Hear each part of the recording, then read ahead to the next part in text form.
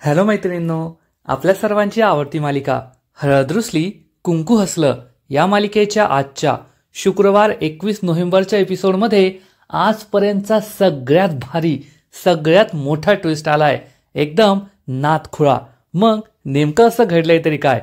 तर मैत्रिणींनो, मागच्या एपिसोडमध्ये आपण पाहिलं होतं की पूजाने म्हणजेच गौतमीने एक खूपच जबराट प्लॅन बनवला होता.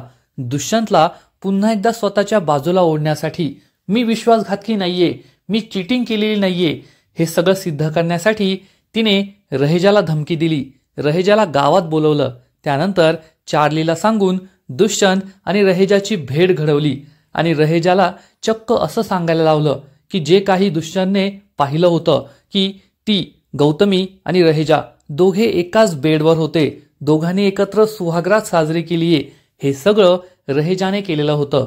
त्याने चक्क गुंगीचं औषध देऊन त्या गौतमीला बेशुद्ध केलं आणि मग तिच्यावर जबरदस्ती केली आणि त्यामुळे दुष्यंत आपल्या बाजूने ओढला जाईल असं तिला वाटलं होतं आणि घडलं सुद्धा तसं. दुष्यंत पुन्हा एकदा गौतमीच्या प्रेमात पडला होता. दुष्यंतला गौतमी चुकीची नाहीये असं वाटत होतं. त्यामुळे दुष्यंतने त्या रहेजाची चांगलीच धुलाई केली आणि गौतमी भलतीच खुश झाली. पण आपल्या कृष्णाने नेहले पे देहला टाकलाय. म्हणजे तिने पूजाचे सगळे प्लॅन उद्ध्वस्त करून टाकलेत आणि दुष्यंत समोर चक्क पूजाला उभं केलंय आणि त्याला सांगितलंय ही पूजा कोल्हापुरे माझी बहीण. म्हणजेच आता दुष्यंतला कळलंय की गौतमी केळकर ही खोटी आहे तर पूजा कोल्हापुरे खरी आहे. गौतमीने स्वतःची ओळख सुद्धा खोटी सांगितली होती, सगळं काही खोटं बोलली होती. म्हणजे एकूणच आता हळद रुसली कुंकू हसलं या मालिकेत एक जबरदस्त ट्विस्ट आलाय.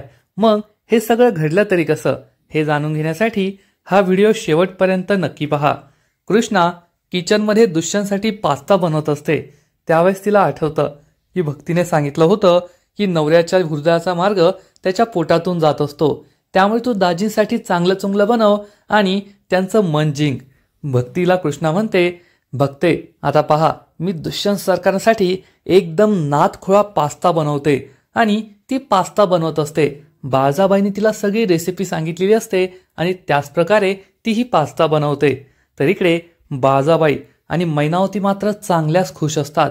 दोघे हॉलमध्ये येऊन बसतात आणि विचार करतात की कृष्णाला काही पास्ता बनवता यायचा नाही, तिला साधं पाणी गरम करता येत नाही, तिला काय पास्ता बनवता यायचा आहे आणि ती या परीक्षेत सुद्धा नापास होईल असा त्यांचा विचार असतो.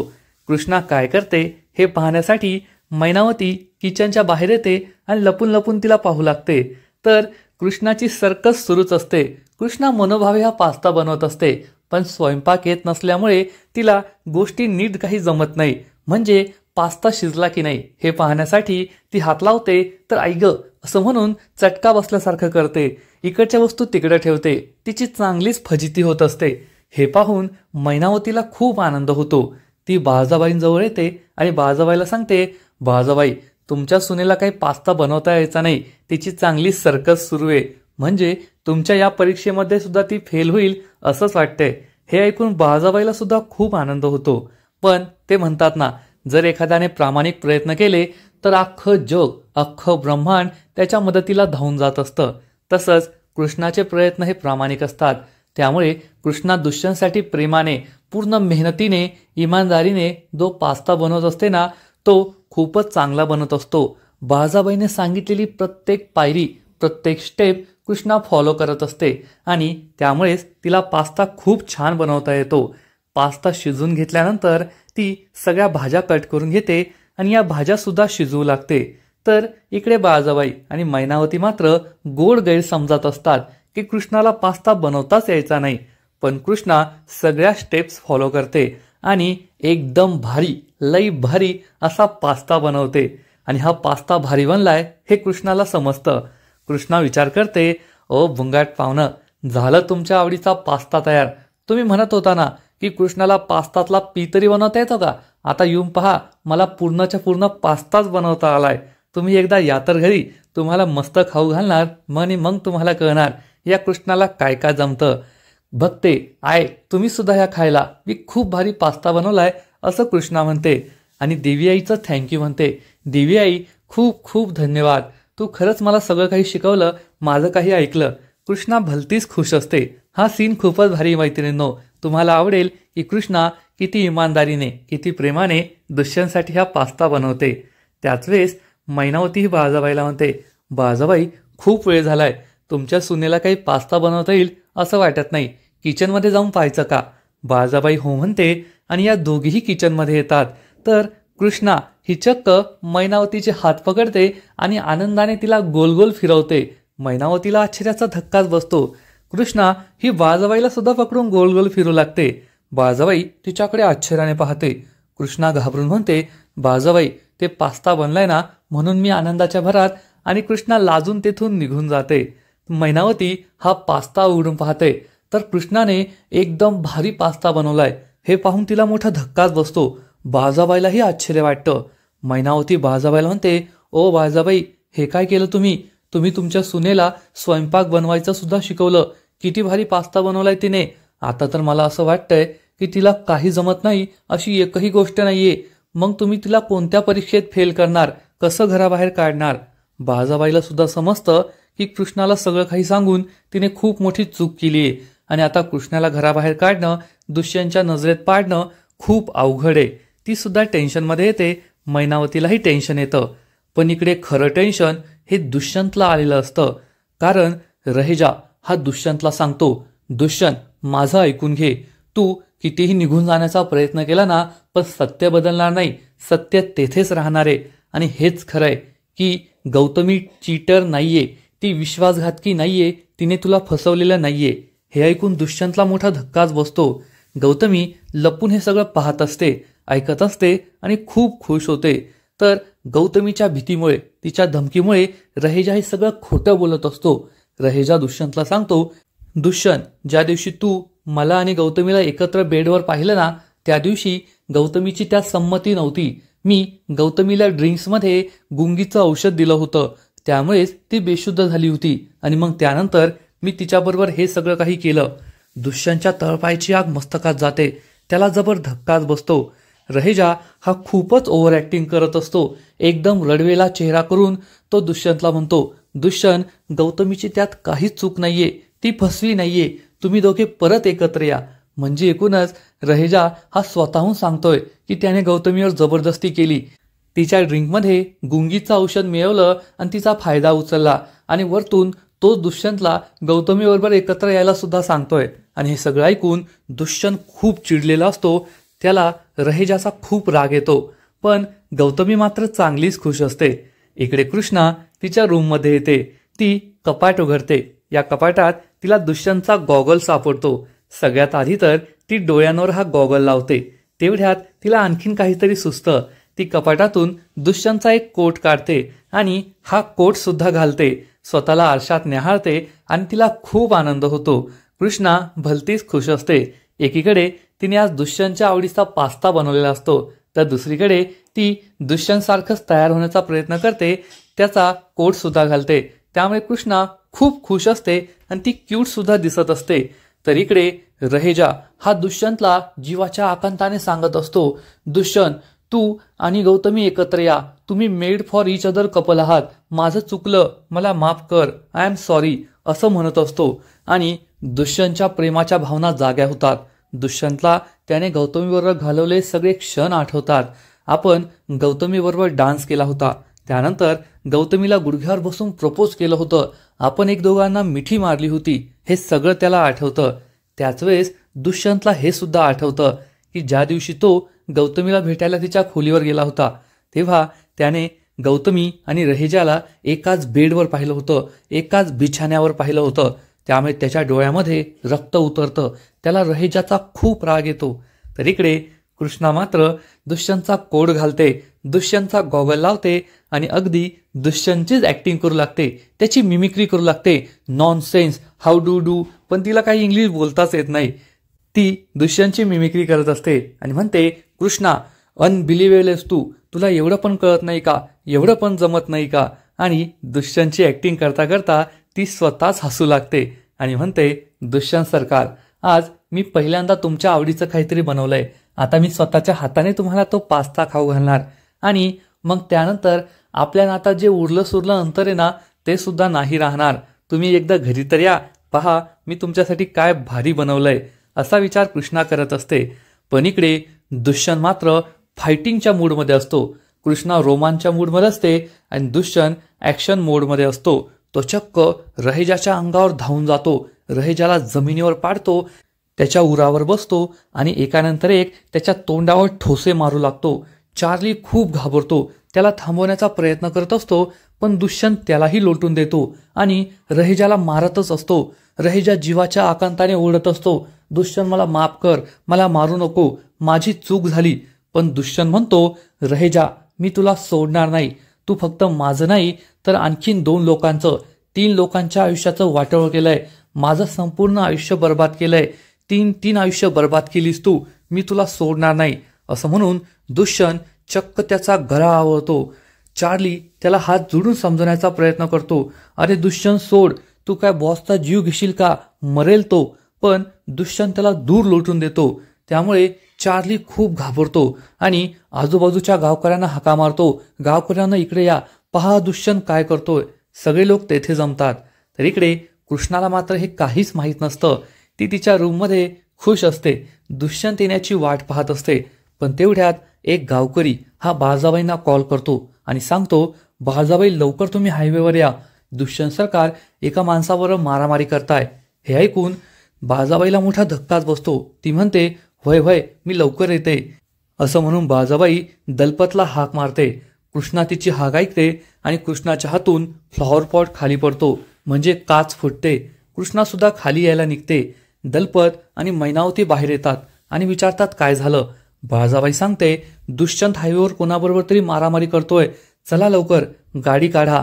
हे तिघेही घराबाहेर जातात. कृष्णा हे सगळं ऐकते. दुष्यंत कोणाबरोबर मारामारी करत असेल हाच प्रश्न तिला पडतो.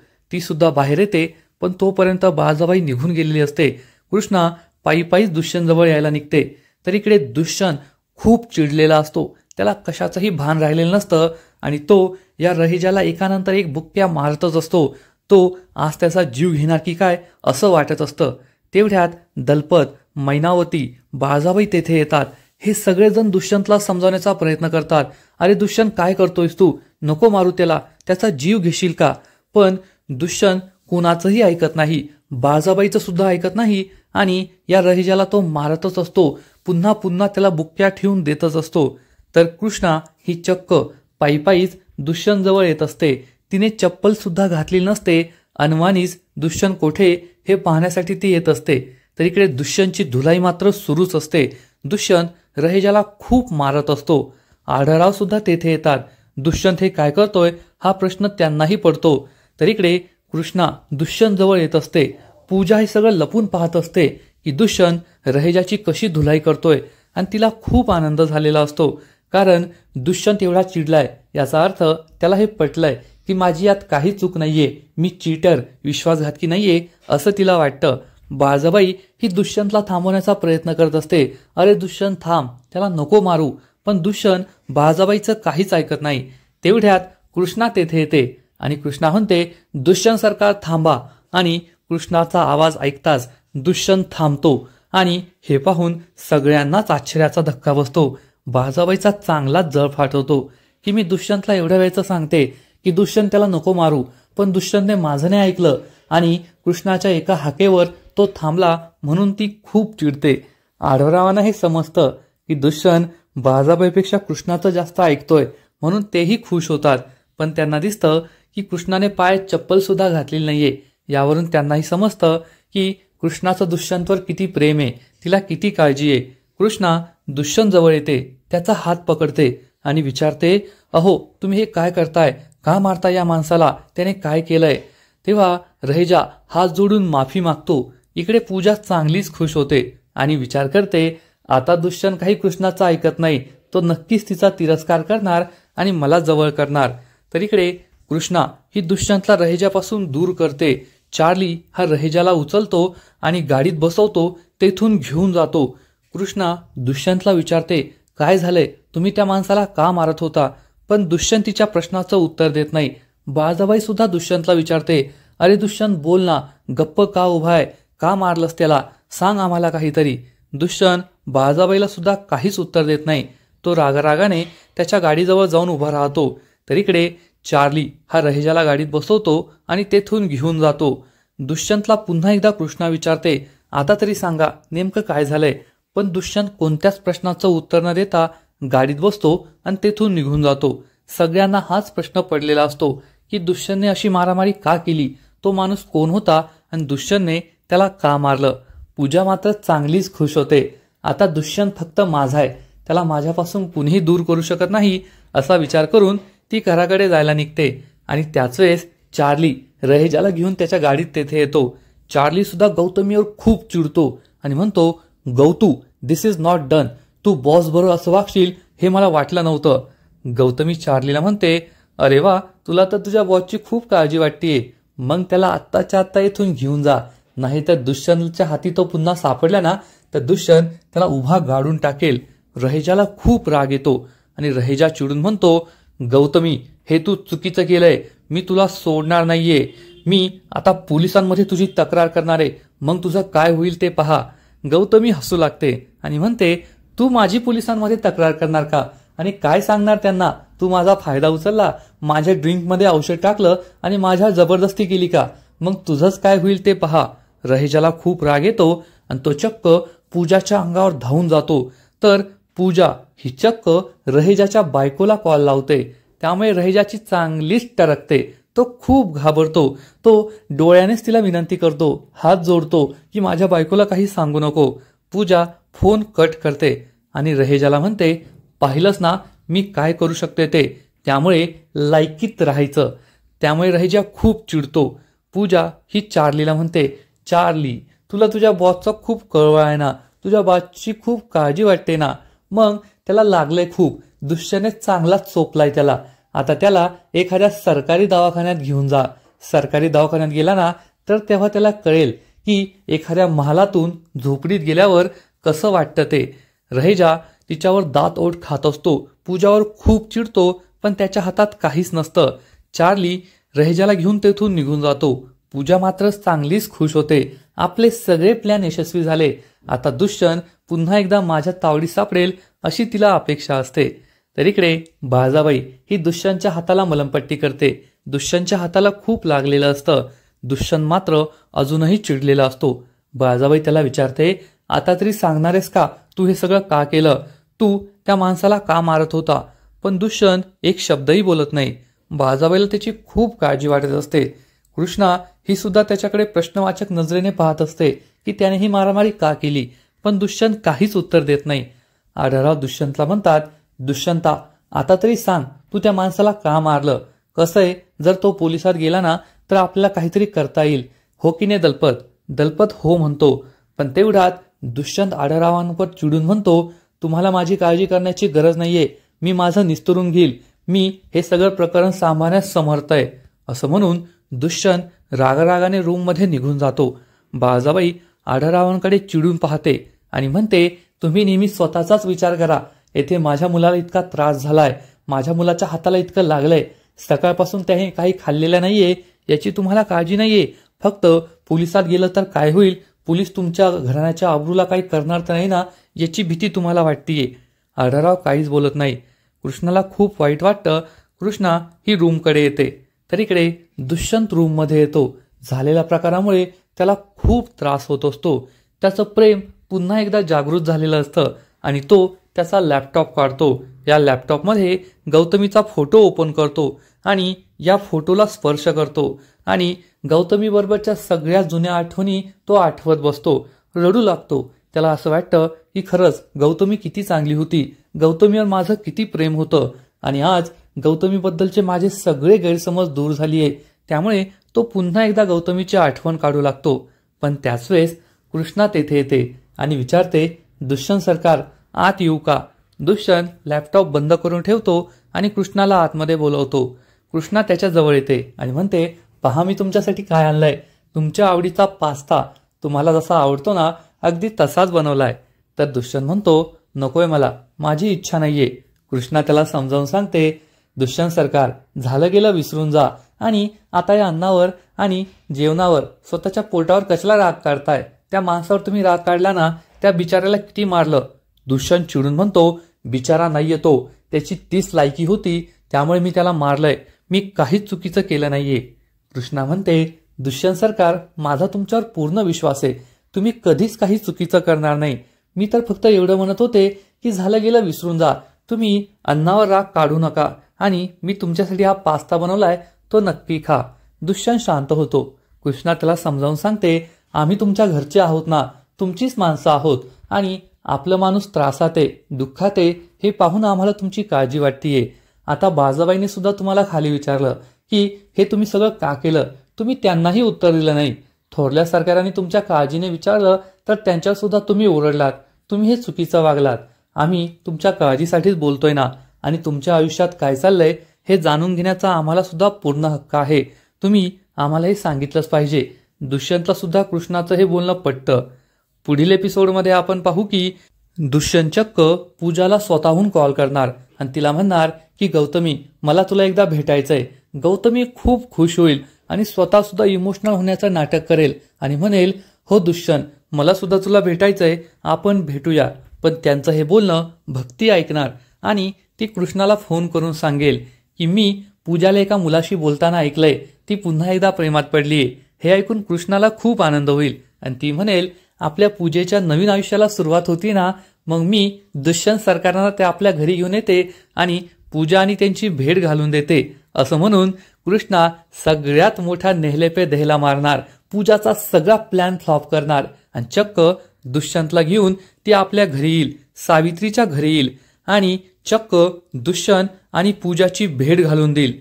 त्यामुळे दुष्यंतला पूजाचं सगळं सत्य समजणार, कारण पूजा म्हणजेच गौतमी ही विश्वासघातकी नाहीये असं दुष्यंतला वाटतंय. पण त्यापेक्षा मोठा विश्वासघात पूजाने दुष्यंतचा आधीच केला होता, कारण तिने ऑफिसमध्ये किंवा दुष्यंतला आपली खोटी ओळख सांगितली होती. ती गौतमी केळकर आहे, ती पुण्याची आहे, तिचे बाबा मोठे बिझनेसमॅन आहे, जगभर फिरत असतात असं तिने दुष्यंतला सांगितलं होतं.